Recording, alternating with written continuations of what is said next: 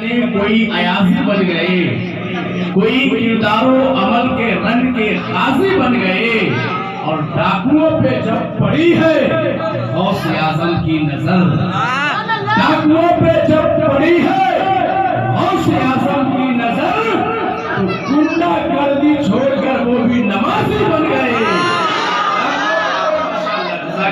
سبحان اللہ، کوئی محمودی بنے، کوئی ایازی بن گئے، کوئی کردار و عمل کے رنگ کے غازی بن گئے، اور ڈاکوؤں پہ جب پڑی ہے غوث اعظم کی نظر، تو گنڈا گردی چھوڑ کر وہ بھی نمازی بن گئے، تو گنڈا گردی چھوڑ کر وہ بھی نمازی بن گئے۔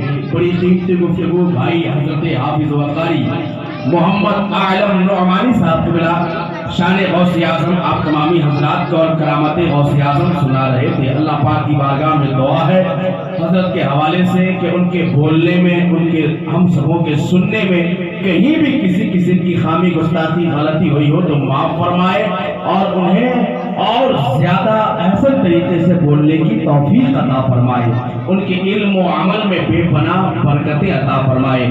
آپ نے دیکھا کہ اسی درمیان میں نعروں کی گونج میں خطیب سدا بہار، مفکر اسلام، مبلغ حق و صداقت، استاذ القرآ حضرت علامہ مولانا مفتی بلال احمد نظامی صاحب کو ملا۔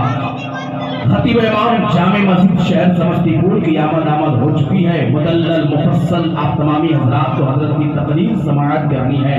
اس کے بعد باہر سے آئے ہوئے مہمان شہنشاہ ترنم حضرت ماسٹر علیم الدین محشر سمستی پوری صاحب ماشاءاللہ، ان کی بھی آمد ہو چکی ہے۔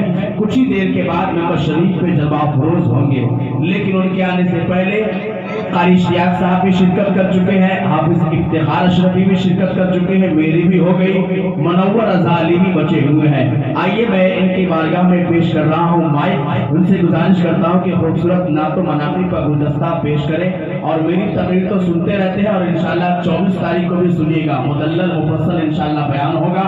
محبت و احترام کے ساتھ بیٹھیے اور منور رضا علی سے سماعت کریں۔